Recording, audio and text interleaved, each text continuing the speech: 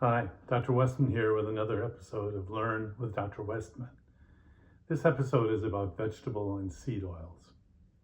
If people want to avoid the vegetable and seed oils and get most of their fat from animal sources, that's fine.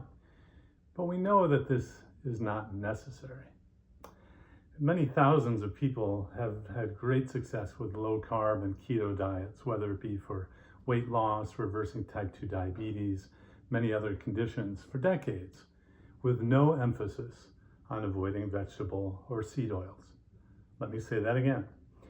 Many thousands of people have had great success with no emphasis on avoiding vegetable or seed oils at all.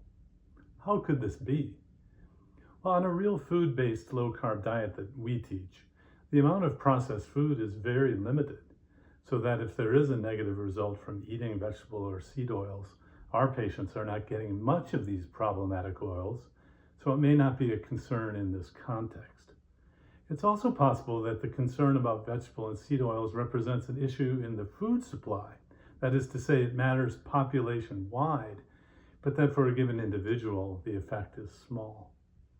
I have to say that the human research on vegetable seed oils, which are high in omega-6 fatty acids, that says they are harmful for health, is really not very impressive. It's based on theoretical or blood tests and not based on clinical outcomes. But many keto influencers include the avoidance of these oils at the same level of concern as avoiding carbohydrates. And this can be very confusing and making it difficult to follow a keto diet. The human clinical trial evidence for avoiding carbs is much stronger than the evidence to avoid seed oils. Finally, all of the research about the oils has been done in people eating a Western standard diet, that is to say, high carb diet.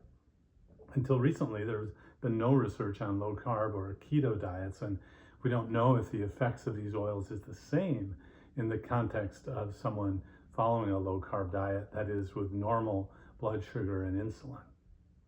There's never been a randomized control trial comparing two keto diets that differ only in their vegetable and seed oil content. That would be the study to do, and until this kind of direct comparison study is done, we don't know that the results would be any better. Remember, if vegetable and seed oils are a health concern, most people who adopt a low-carb keto diet will reduce their consumption of these oils automatically, because they will be no longer eating many of the foods that are big sources of it, like cookies and crackers and chips and snack foods, etc. The main sources of omega-6 fatty acids on a keto diet, where someone isn't deliberately limiting it, would be condiments, salad dressings, mayonnaise, possibly nuts and seeds. And some people might use vegetable oil for cooking, like soybean or canola oil.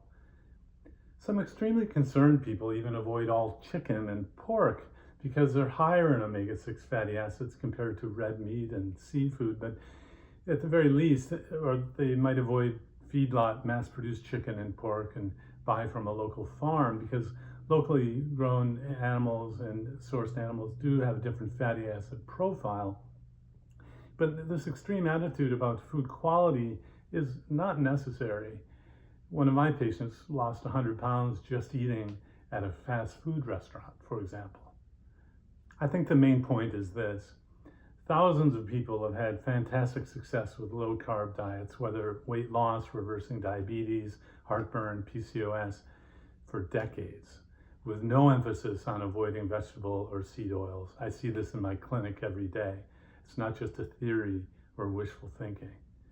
The bottom line is, if you want to avoid the vegetable seed oils, you can. Is it possible there's some added benefit by doing it? Maybe. But in my experience, it isn't necessary to focus on avoiding vegetable and seed oils to get great results from a low-carb keto diet.